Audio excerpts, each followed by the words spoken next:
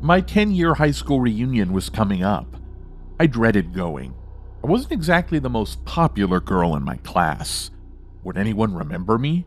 So, sitting at a reunion while everyone socialized and told funny high school stories to each other didn't sound much like fun to me. But my 3 girlfriends insisted I go and promised they wouldn't leave me invisible. They assured me everyone had grown up, I would be remembered, and I would have a great night. Connect with a classmate.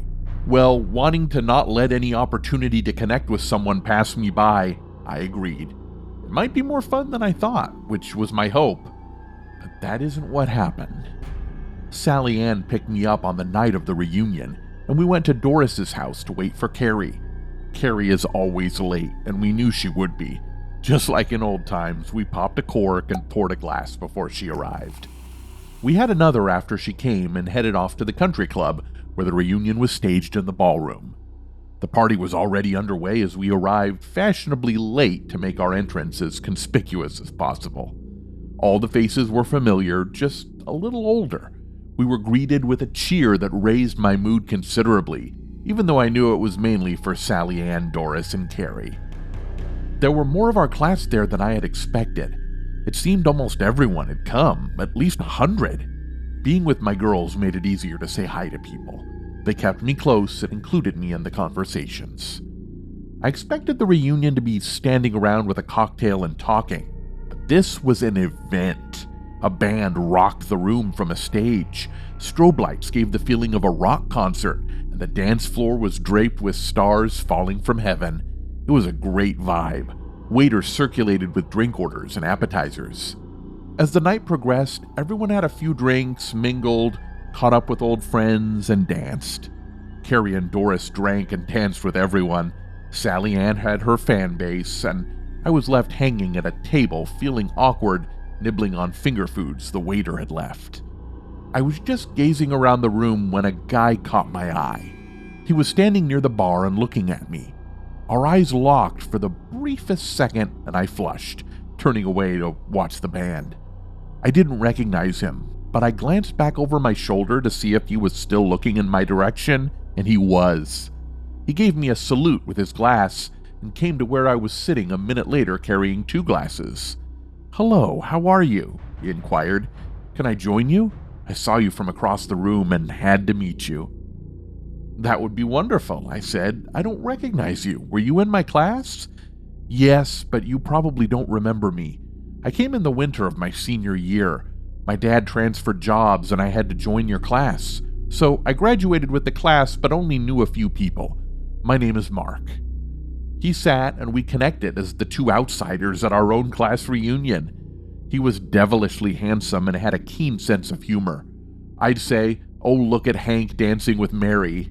Mark would say, "Yeah, Hank has always been wild. Why does he still go after Mary?" We laughed and joked about the class. I'd point to someone and say something funny, and Mark would say, "Yeah, you nailed him."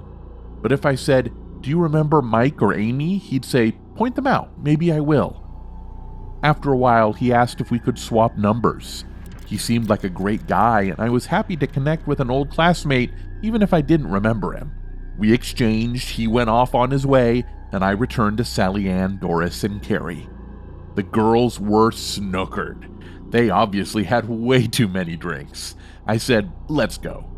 And all 3 boisterously shouted, "No, no, we're having too much fun. Have another drink, loosen up." I'd already had plenty and was ready to go. Just then, my cell phone buzzed. It was Mark texting me, "Good night, I'm leaving. If you want to ride home, I'd happily take you." I texted him back, "That would be great. I'm going out now." I didn't tell the girls. They would only try to get me to stay. Mark was waiting at the front door in his car when I exited the reunion. I told him my address and he tapped it into the navigation. As we pulled out of the parking lot, he handed me a bottle of water and opened one for himself in his lap. "Water. Drink up and stay hydrated to avoid a hangover tomorrow." I thought, how thoughtful of him. My phone on vibrate alerted me to a message from Carrie asking where I was. I texted back that Mark was taking me home. She instantly sent me a picture asking, "Was it this guy?" I typed, "Yes." She responded, "Check the reunion Facebook group." There's a warning that the guy in this picture is masquerading as a classmate. He is a fake. He was not in our class. He has been trying to pick up girls at the party all night. I felt a pang of fear and a wave of dizziness. I texted Carrie, "I think I've been drugged. I'm in trouble." Mark stopped at a red light, and before he knew what I was doing, I unsnapped my safety belt and jumped from the car, running as best I could under the influence of whatever he had put in that water bottle. I ran into a Dunkin' Donuts on the corner and collapsed in a panic, crying. 2 police officers drinking coffee looked over at me. Then Mark walked into the shop. Seeing the police officers, he turned around and left as quickly as he had entered. I messaged Carrie, and she and the girls came and got me. I told them I couldn't go home. The creep had my address. They took me back to Doris's house, where I slept until late the following day, letting the drug wear off. I was fortunate to have good friends looking after me. Who knows what that reunion imposter intended for me?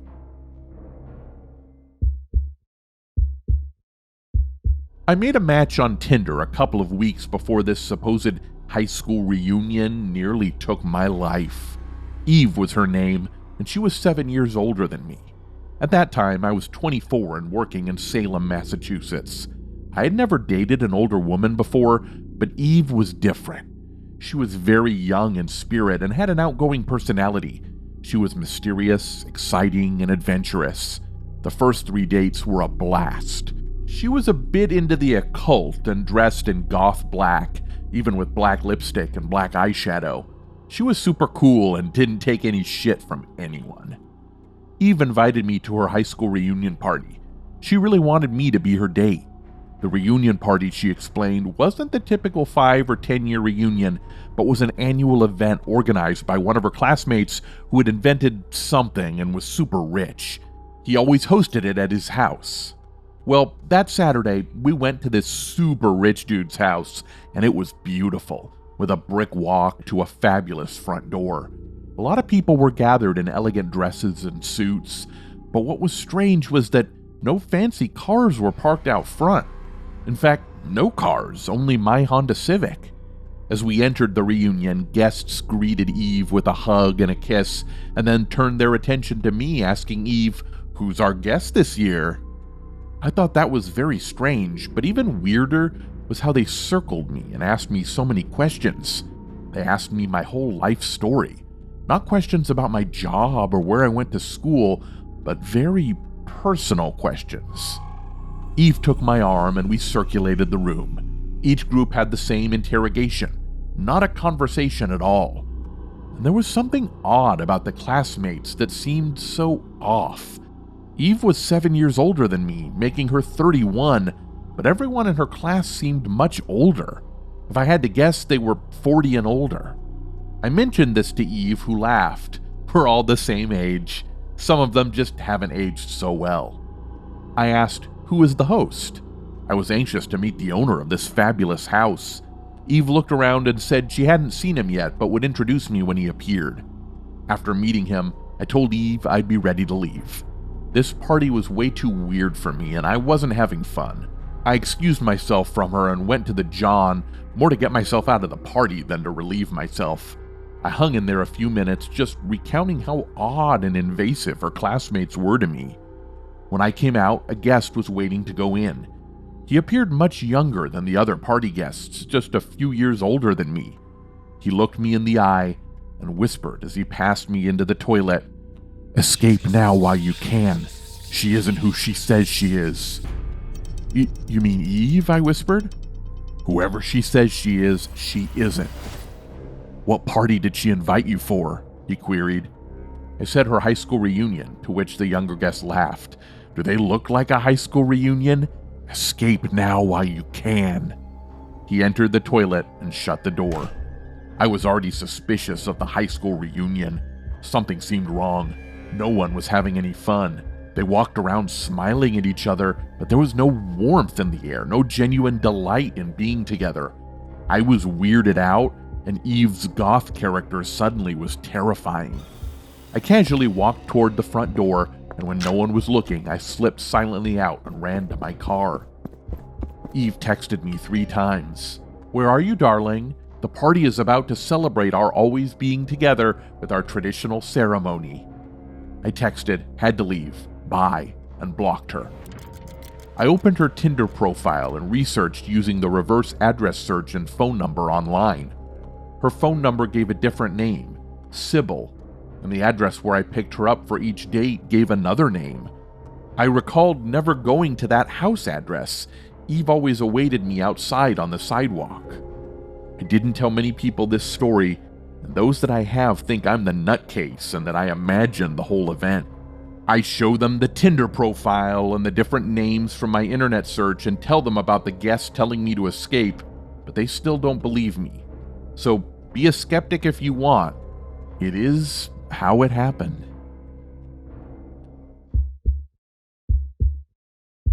My 5-year high school reunion was 2 years ago. About 80 people in the class showed up. We had about 200 total in the class, so it is a big school but smaller than many. Out of the 80, I knew just about everyone, at least by sight. The reunion was to be held at a banquet hall, and I was excited to see many of my old classmates I hadn't seen in what felt like forever. Even though they were friends, attending these events made me anxious, especially if I was going alone. My friend Marla and I decided to go together for this very reason. Marla and I have been best friends since elementary school, and we have confided in each other about everything. She knows everything about me, and I know everything about her. So she learned about my problem in high school with a boy named Hank. Hank and I had some history together, meaning we hooked up a couple of times during our senior year. But he quickly became very possessive and controlling. He became aggressive and sent me threatening message when I tried to end the relationship. He'd come by my house, park out front, and watch when I arrived and left. He'd follow me in his car to friends' homes and even the grocery store. My dad had to finally talk with him and warn him that if he continued to stalk me, he would call the police. That seemed to do the trick, and Hank stopped harassing me. We weren't in the same cliques. He hung out with primarily stoners. Before long, many of the kids knew that he had been harassing and stalking me, and he was pretty much cast as a weird psychopath to stay away from. Many of the girls grew to despise him. Marla and I arrived at the reunion and walked through the crowd saying hi to many friends. We were having a blast catching up with what everyone had been doing in the last 5 years. Suddenly, I got a shoulder tap from none other than Hank. My heart sank and my anxiety skyrocketed as he looked at me and asked, "Hey, how are you doing? Can we talk?" I said something like, "I hope you're doing well, but we have nothing to say to each other." I tried to be kind, but I'm not sure it came off that way. He grabbed me roughly by the shoulder and shook me, saying, "You're gonna be like that, are you?" I said, "Get your dirty hands off me," and pushed him away. He looked around the room, hoping, I'm sure, that no one noticed our encounter. My mood for the evening was shattered, and I spent the next hour avoiding going anywhere near where he was. I saw him across the room with his creepy friend staring at me several times. I got Marla and a couple of the other girls and told them about Hank accosting me in the center of the banquet hall. They all agreed that he was still a creep who was known to be threatening and abusive towards girls. Strangely, I didn't see him in the room after that. I presumed he had left with his gang of misfits, which greatly relieved me. Marla and I were able to enjoy ourselves once again. We danced with a floor full of wild and crazy people as if we were seniors again. After several hours, we said goodbye to everyone, "See you in 5 years," and headed home. Marla was driving, and I was chatting away when I noticed a car oddly passing us. It made me more than a little paranoid since it was so late at night, and there were so few cars on the road. I live alone now, and I was paranoid that Hank was stalking me again. I was fearful he was following us to discover my new address, so I had Marla drive a circuitous route just to be safe. After she dropped me off, I got a message on my cell phone. It was my worst fear. Hank had found my address and was texting me, trying to manipulate me into being his girlfriend again. I blocked his number, did not respond, went inside, and bolted my door. That same night at 3 a.m, my doorbell buzzed.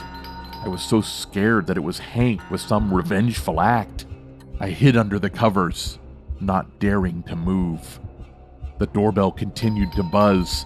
Then came a loud pounding on the door with a fist. Then the doorbell rang incessantly again. The pounding on the door boomed throughout my house in angry waves of hate. I didn't have my dad to go out to talk with him anymore. I was alone. I called Marla, who called her dad's friend, who was a police officer.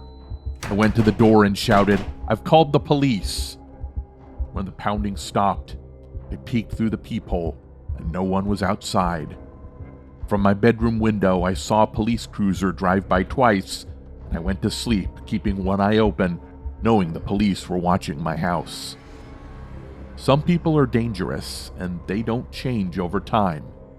I purchased pepper spray, and I carry it with me everywhere now. I hope Hank doesn't come to the 10-year reunion. Subscribe.